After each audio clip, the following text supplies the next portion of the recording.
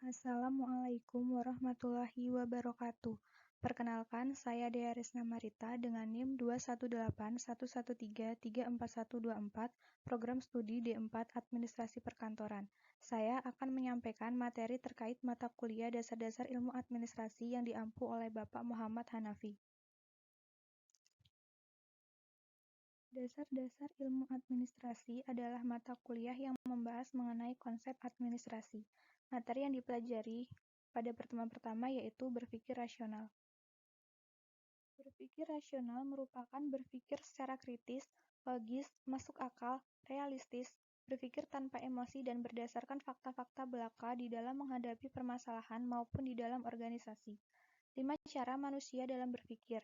Yang pertama, berpikir dengan melamun, dapat menampakkan ungkapan-ungkapan dari keinginan yang terpendam. Yang kedua, berpikir dengan mengingat kembali. Berpikir dengan mengingat kembali dilakukan ketika kita sedang kehilangan sesuatu. Yang ketiga, berpikir dengan kreatif, imajinatif, dan melukis. Berpikir dengan cara ini dapat dilakukan jika kita hendak membuat sesuatu. Yang keempat, berpikir dengan siasat atau taktis. Dilakukan ketika kita ingin melakukan sesuatu yang membutuhkan strategi. Yang terakhir, berpikir secara percaya. Berpikir dengan cara ini dapat dilakukan ketika seseorang mempunyai pendapat padahal tidak mempunyai data atau informasinya. Materi selanjutnya yaitu pola perkembangan ilmu administrasi. Ilmu administrasi adalah cabang atau kesatuan atau disiplin ilmu sosial yang secara khas mempelajari administrasi sebagai salah satu fenomena masyarakat modern. Administrasi sendiri adalah sesuatu yang terdapat di dalam suatu organisasi modern dan yang memberikan hayat kepada organisasi tersebut, sehingga organisasi dapat berkembang, tumbuh, dan bergerak. Perkembangan administrasi sebagai seni dibedakan menjadi 3 fase. Yang pertama, fase prasejarah, meliputi Mesopotamia, Babilonia, Mesir kuno, Tiongkok kuno, Romawi kuno, dan Yunani kuno. Yang kedua, fase sejarah, terjadi pada 1 Masehi sampai tahun 1886. Timbulnya Gereja Katolik Roma bukan saja karena ajaran-ajarannya yang suci, tetapi telah memberikan pengaruh sangat besar terhadap perkembangan teori administrasi. Gereja Katolik Roma telah menciptakan pola dasar struktur organisasi yang ditiru oleh hampir semua organisasi modern hingga sekarang ini. Perkembangan semakin pesat dengan timbulnya renovasi industri di Inggris yang mengakibatkan perubahan yang sangat besar dalam administrasi. Puncak perkembangan administrasi dan manajemen pada fase sejarah dengan terbitnya buku The Economy of Manufacture karya Charles Babbage yang menekankan pentingnya efisiensi dalam usaha mencapai tujuan dan pentingnya pembagian kerja. Yang terakhir, fase modern. Pada fase ini, administrasi mulai berdua status, yaitu administrasi sebagai seni dan administrasi sebagai ilmu pengetahuan. Fase modern ditandai dengan lahirnya gerakan manajemen ilmiah yang dipelopori oleh F.B. Taylor, seorang sarjana pertambangan dari Amerika Serikat. Dari teori-teori yang ia temukan dan terapkan sendiri, perusahaan berhasil selamat dari keruntuhan bahkan dapat dikembangkan. Perkembangan administrasi sebagai ilmu pengetahuan.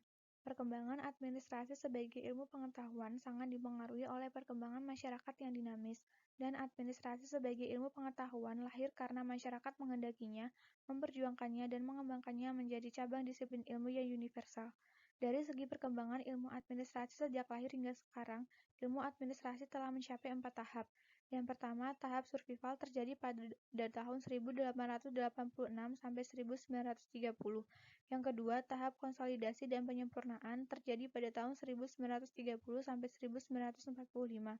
Yang ketiga, tahap human relation terjadi pada tahun 1945 sampai 1959.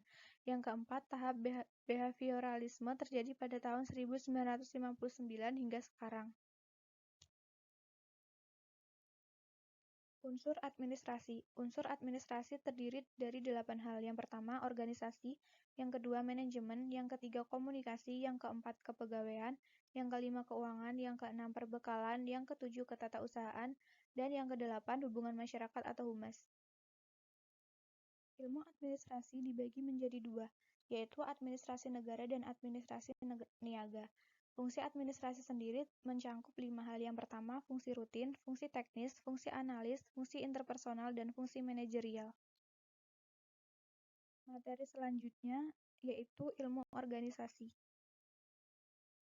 Organisasi adalah suatu kerjasama antara kelompok orang guna untuk mencapai tujuan.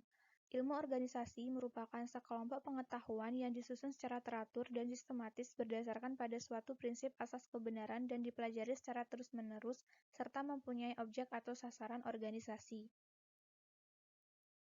Tipe sistem organisasi dibedakan menjadi dua. Yang pertama, sistem tertutup dan yang kedua, sistem terbuka.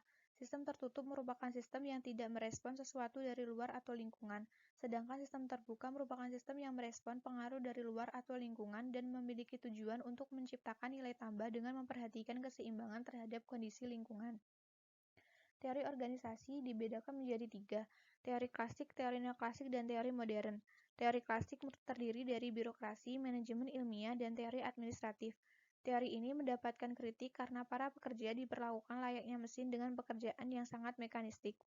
Yang kedua, teori neoklasik, memperhatikan aspek hubungan antar manusia dalam organisasi dikenal dengan pendekatan hubungan kemanusiaan, menekankan pada aspek psikologis dan sosial, baik sebagai individu dan kelompok dalam lingkungan kerja.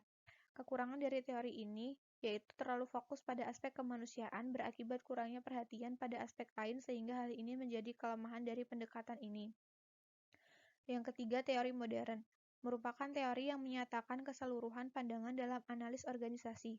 Perbedaan teori modern dengan lainnya, organisasi merupakan sistem terbuka yang dipengaruhi lingkungan. Keterbukaan dan ketergantungan terhadap lingkungan menyebabkan bentuk organisasi harus disesuaikan. Ketergantungan dalam pendekatan modern sering disebut sebagai pendekatan ketergantungan. Materi selanjutnya yaitu ilmu manajemen.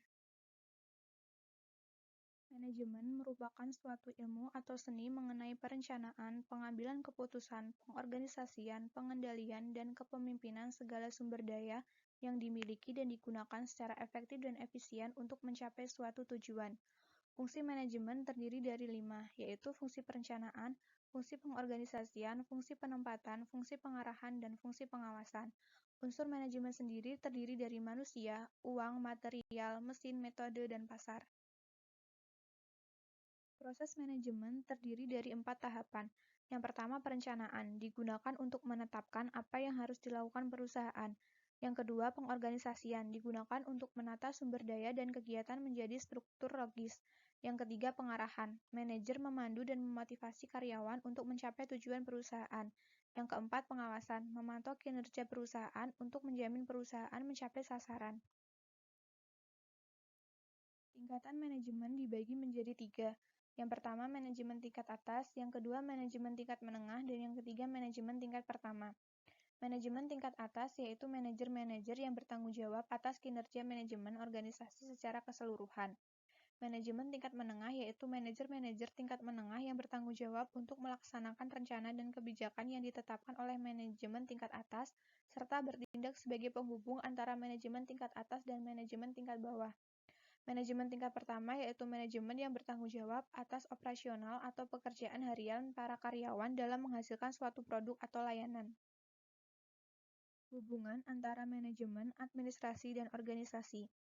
Dalam melakukan administrasi, seorang administrator dibantu oleh orang-orang secara bekerja sama menjalankan tugas-tugas untuk mencapai tujuan yang diinginkan. Kerjasama dalam mencapai tujuan perlu disusun, untuk itu administrasi memerlukan organisasi. Di dalam administrasi juga diperlukan orang-orang yang bekerja menggunakan akal dan perasaan dengan menggunakan alat dan materi, maka orang-orang perlu digerakkan menuju sasaran, untuk itu diperlukannya manajemen. Materi selanjutnya yaitu sistem informasi. Sistem informasi sendiri adalah sistem yang menyediakan informasi untuk manajemen dalam mengambil keputusan dan juga untuk menjalankan operasional perusahaan. Komponen sistem informasi terdiri dari komponen input, komponen model, komponen output, komponen teknologi, komponen basis data, dan komponen kontrol. Sistem informasi yaitu Transaction Processing System atau TPS, Office Automation System atau OAS, dan Knowledge Work System atau KWS, Sistem Informasi Manajemen atau SIM, Decision Support System atau DSS, Sistem Ahli ES dan Kecerdasan Buatan atau AI, Group Decision Support System GDSS, dan Computer Support Collaborative Work System atau CSCW, Executive Support System atau EES, dan yang terakhir Sistem Informasi Akuntansi. Ciri-ciri sistem informasi terdiri dari 4, yaitu baru, tambahan, kolektif, dan penegas. Baru adalah informasi yang didapat adalah baru dan segar bagi para penerima informasi. Tambahan yaitu informasi dapat diperbarui atau memberi tambahan terhadap informasi yang sebelumnya telah hadir. Kolektif yaitu informasi yang dapat menjadi suatu koreksi dari informasi yang salah sebelumnya. Penegas merupakan informasi yang dapat mempertegas informasi yang sebelumnya telah ada. Kegiatan sistem informasi meliputi input, proses, output, dan penyimpanan. Input menggambarkan suatu kegiatan untuk menyediakan data untuk diproses. Proses menggambarkan bagaimana suatu data diproses untuk menghasilkan suatu informasi yang bernilai tambah. Output suatu kegiatan untuk menghasilkan laporan dari proses di atas tersebut. Sedangkan penyimpanan suatu kegiatan untuk memelihara dan menyimpan data. Materi selanjutnya yaitu manajemen administratif. Manajemen perkantoran adalah pengarahan secara menyeluruh terhadap kegiatan ketetapusahaan kantor untuk mencapai tujuan dengan cara seefisien mungkin dan diadakan penataan supaya pekerjaan berjalan dengan baik. Ruang lingkup kantor meliputi aktivitas kantor dan sarana kerja kantor. Aktivitas kantor sendiri meliputi perencanaan perkantoran, pengorganisasian perkantoran, dan pengawasan perkantoran. Sedangkan sarana kerja kantor meliputi lokasi, gedung, peralatan, interior, dan mesin-mesin kantor. Manajemen operasional kantor. Sistem operasional di perkantoran menurut Laksmi mendefinisikan sistem perkantoran adalah urutan baku operasi-operasi dalam suatu kegiatan perusahaan yang khas, meliputi pembayaran upah, pembuatan faktur penjualan, dan lain-lain, dan berkenaan dengan bagaimana operasi-operasi dilaksanakan, di mana dan bila mana dilaksanakan. Produk-produk perkantoran meliputi surat, laporan, dan formulir. Sekian penyampaian materi terkait mata kuliah Dasar-Dasar Ilmu Administrasi. Bila ada kurangnya mohon maaf. Wassalamualaikum warahmatullahi wabarakatuh.